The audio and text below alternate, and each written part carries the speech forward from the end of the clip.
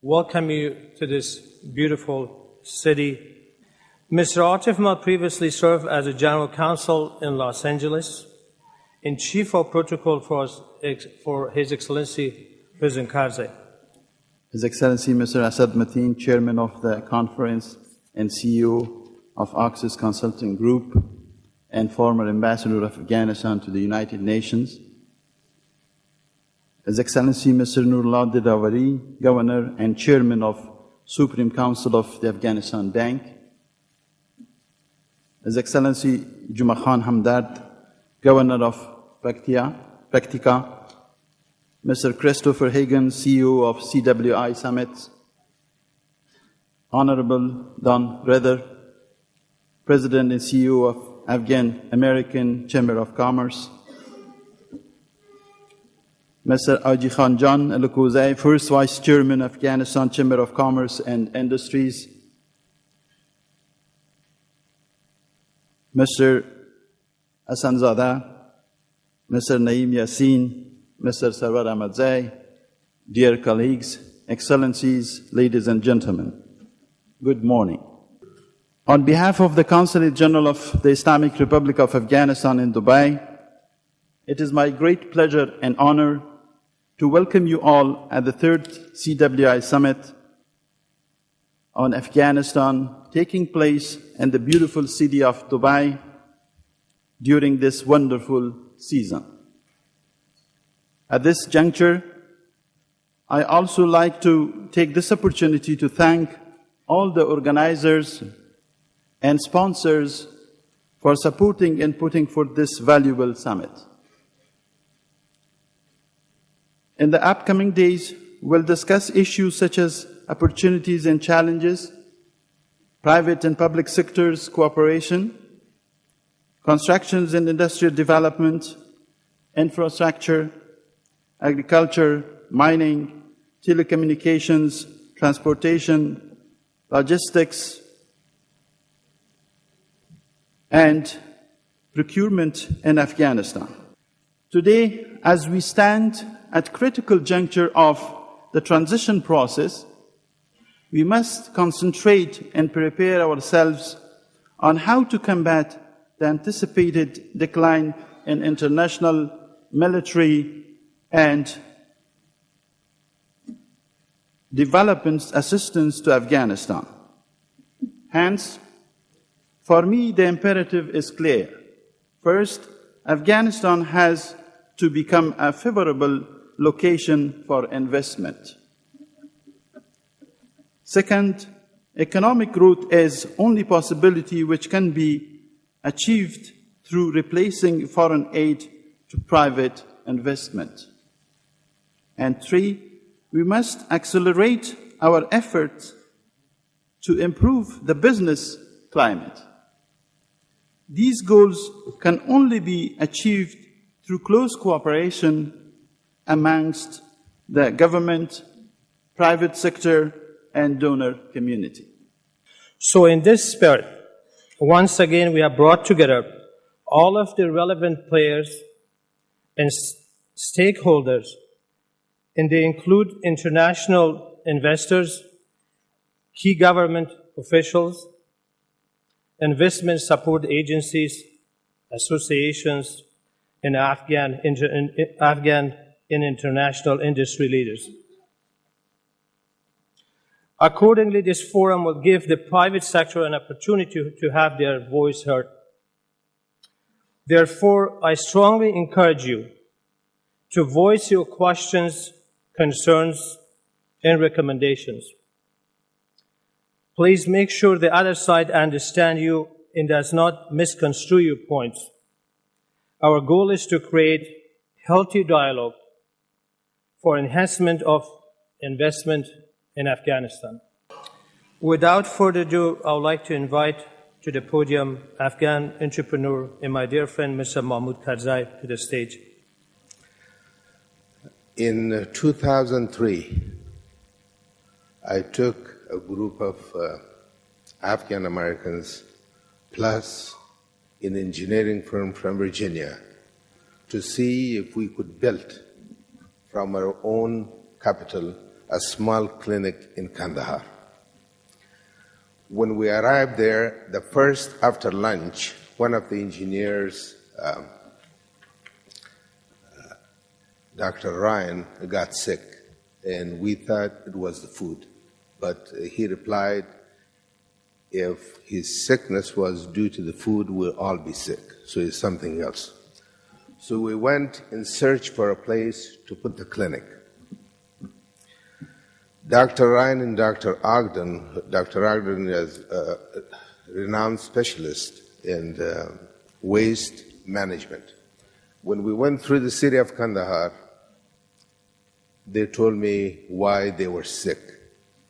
There was no sewer system, and there were no bathroom facilities in shops, in shopping centers. In most areas, the houses, the drinking water and the sewer were very close together. And that's been the story of Afghanistan for a long time. So they told me that instead of building a clinic, why don't you help build a city, a clean city? And the other epidemic or bad situation in Kandahar was that people relieved themselves outside on the open. And this dry human waste was in the air, everybody was breathing it. And that's still the case in some areas. So we approached the government and we told them that we plan to build a new city, and they very cleverly told us, where is the money? We immediately went to the United States, applied to OPEC, and put our own properties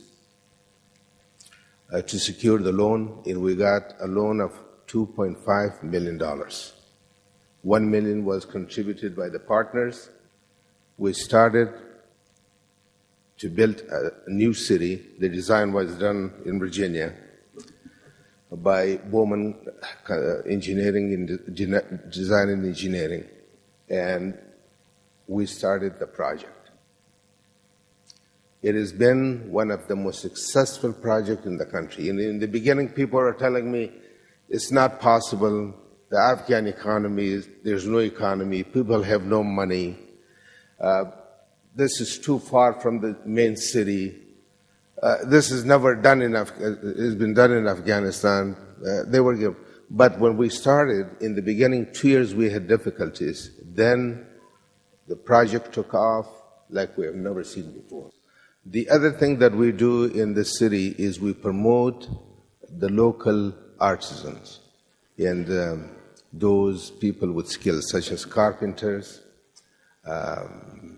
and our other individuals who are in business to provide home improvements. We even brought a good company from Sacramento to cut stones for kitchens in bathrooms. The project was extremely successful till 2011. Unfortunately, as you all are aware of the fact, with the negative political campaigning on both sides, an international community and the Afghan government, they really scared people off.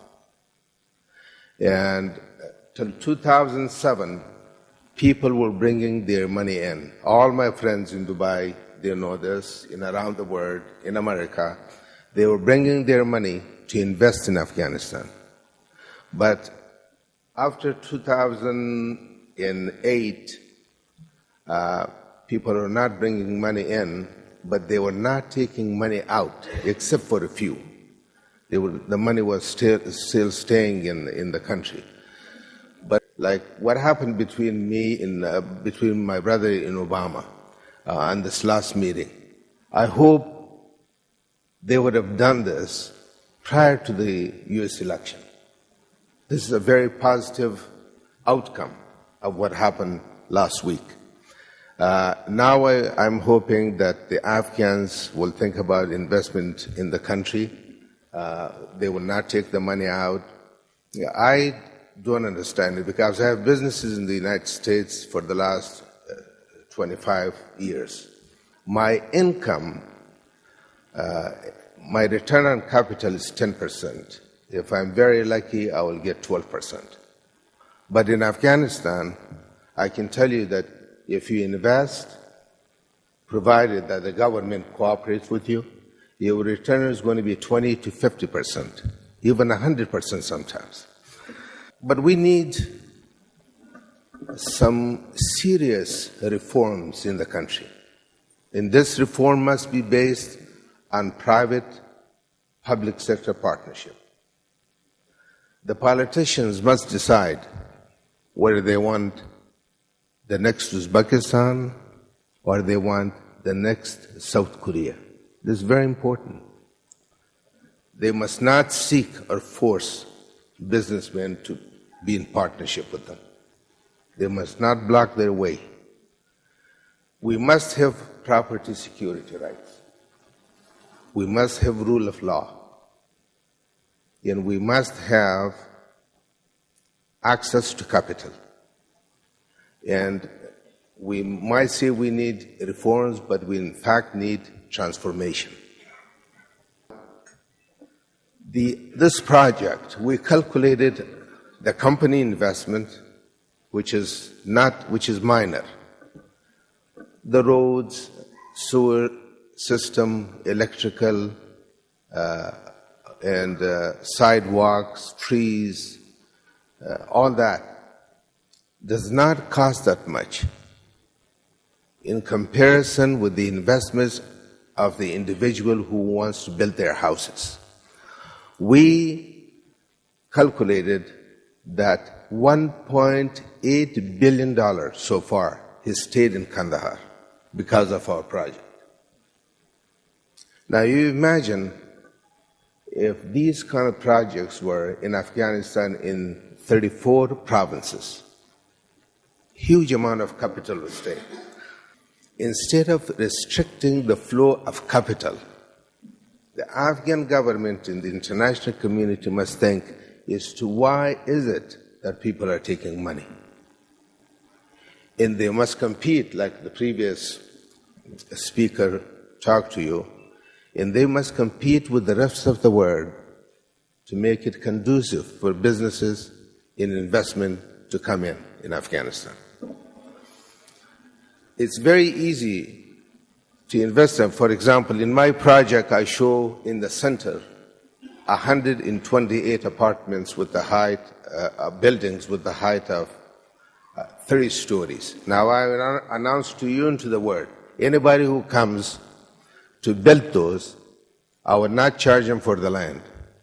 They can build these apartments, sell them, and just give the company the cost that we put in for the infrastructure. Now, I'd like you to come and see, and invest, and improve the lives of the Afghan people. Afghanistan cannot be stingy. We cannot say there is no land.